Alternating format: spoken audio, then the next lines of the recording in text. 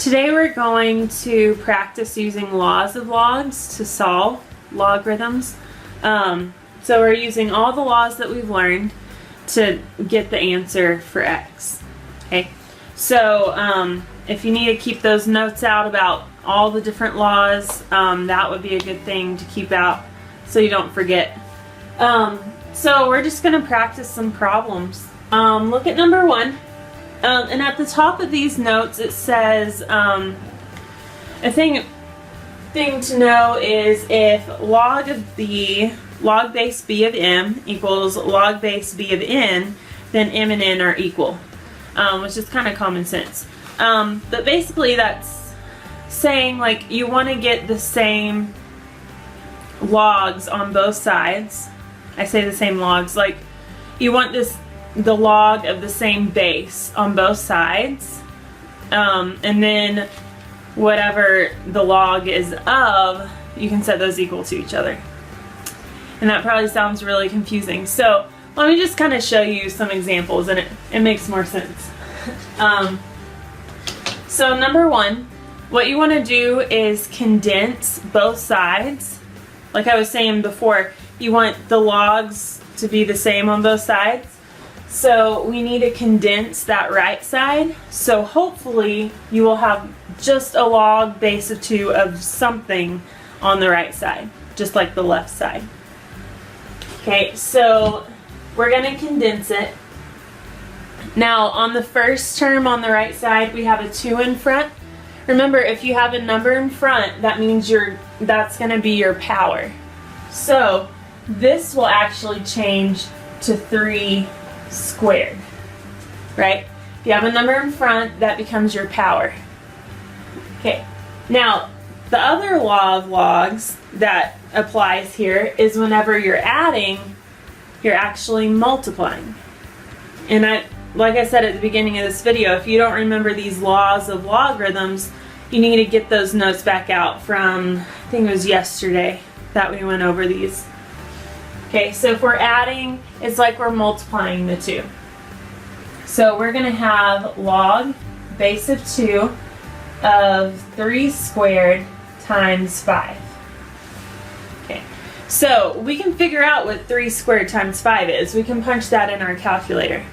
Okay, so 3 squared times 5, let's see, that'd be 9. 9 times 5 is 45. So we have log base of 2 of x equals log base of 2 of 45. Alright, so that rule at the top of your notes, what it's saying is if, like, see how we have log bases of 2 on both sides? If that's the same, then whatever's here and whatever's here are equal to each other. Has to be. So x equals 45.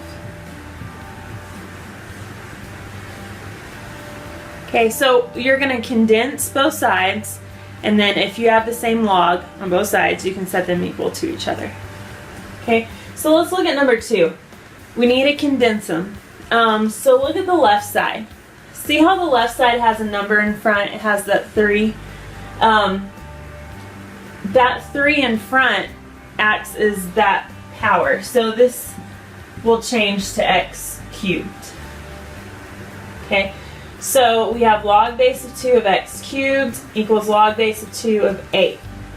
Since we have the same log on both sides, we can set x cubed equal to 8. Okay, and then we can solve for x. So the opposite of cubing something is to cube root it. And they'll cancel each other out. What you do to one side, you have to do to the other. So ask yourself, okay, what's the cube root of 8? And it would be 2. Okay, if you're not sure what the cube root of 8 is, you can put it in your calculator. We don't have the cube root button on the calculator, but if you change it to a rational exponent, so 8 to the 1/3 power, that's the same thing as cube rooting it. Okay, so you can put it in your calculator and it'll tell you the answers to. Okay, let's look at number 3.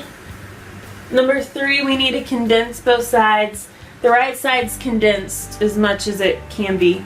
That's as simplified as it gets. The left side, what I would look for first is, do I have any numbers in front of the logs? That would change to a power. Okay, in all 3 of these terms, we don't have that. Alright, so next thing I'm going to look at is if I'm adding 2 logs. If I'm adding 2 logs, that means I'm going to be multiplying them. So these first 2 that are adding, I'm actually going to be multiplying x times x. Okay, so what is x times x? It's x squared. Okay, and then I'm going to subtract the log of 3, log base 7 of 3. So whenever I'm subtracting, I'm going to divide. So divided by 3 equals a log base of 7 of 12. So adding means that I'm going to multiply them. Subtracting means I'm going to divide. And that's just your laws of logarithms. Okay.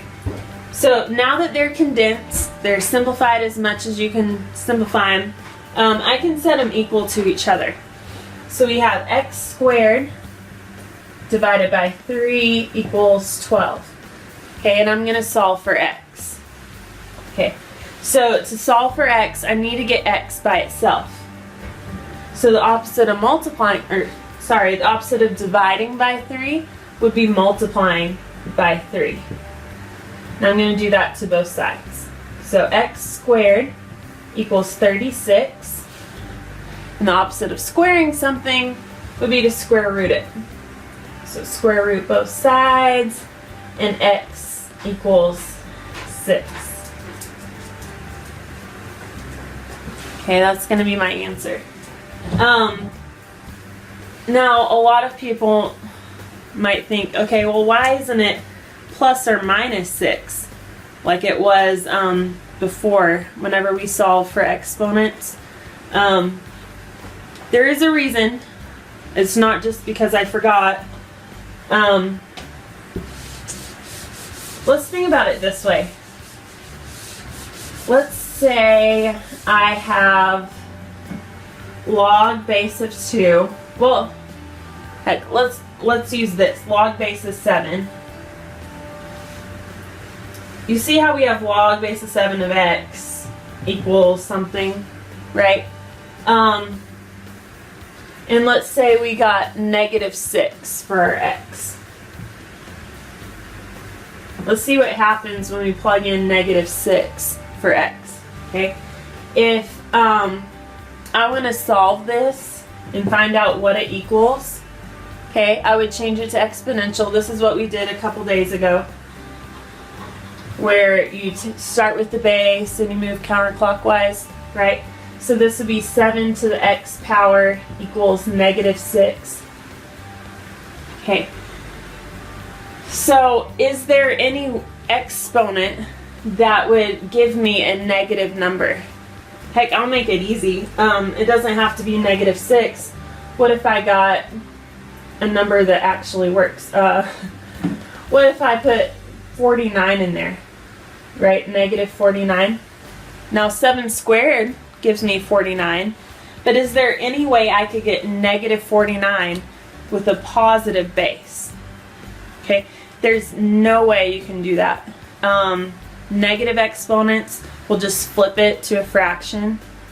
0 will give you 1, and any positive number will give you a positive answer. So the only way you could get a negative answer is if you have a negative base.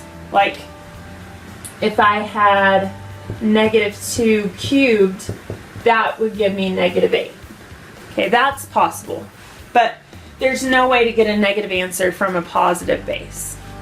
So, I went through all that to tell you, whenever we solve logs, you're going to get a positive answer. I don't know that I've ever seen a log with a negative base.